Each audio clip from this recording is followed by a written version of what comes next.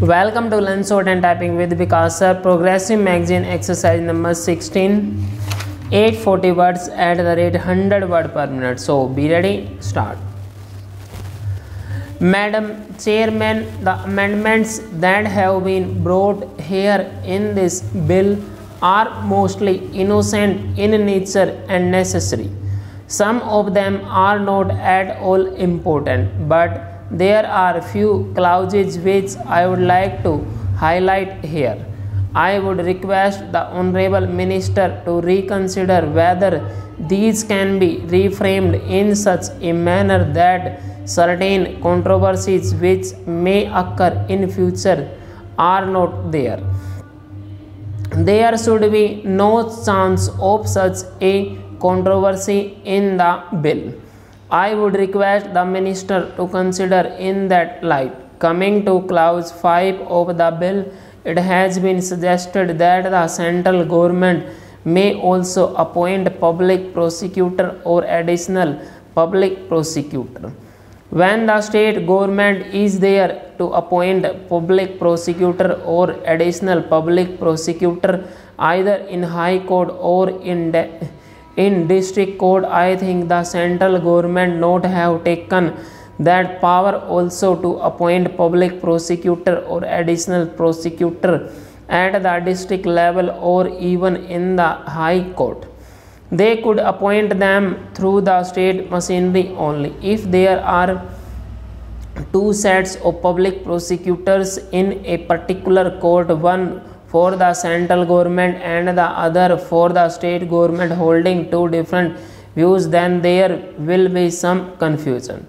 In certain cases where the central government may require the help of certain public prosecutor, that appointment should go through the state machinery. They may require the help of certain public prosecutors that have been appointed by the state government itself. If it comes to directly appointing any public prosecutor for any court, then in that case the jurisdiction of a particular court may arise and certain other confusion may also arise there.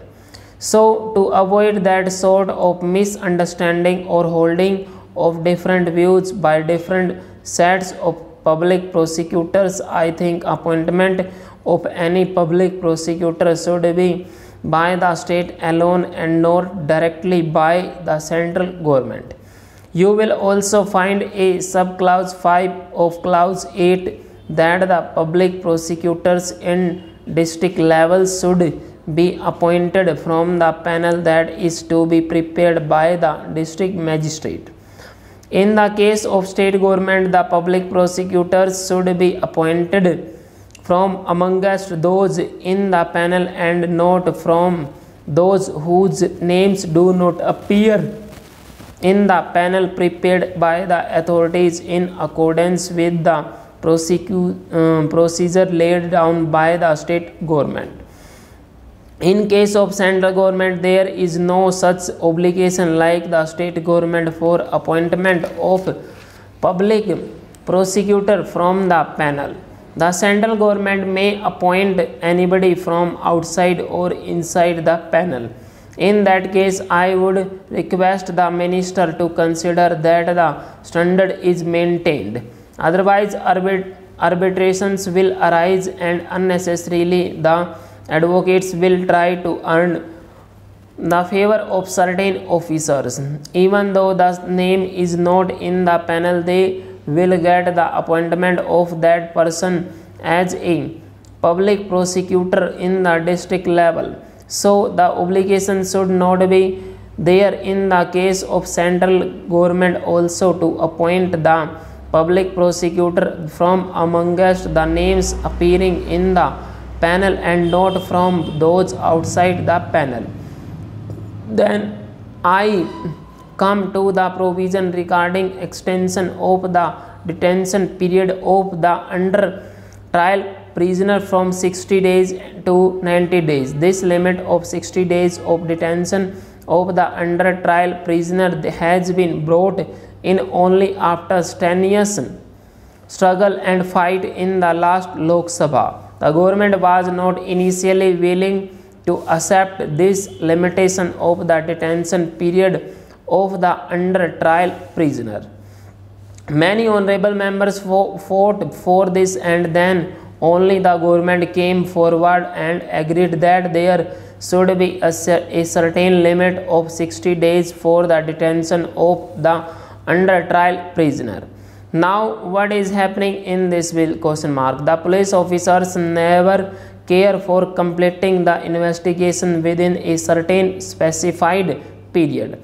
They go on getting extension of time for the detention of the accused in the court.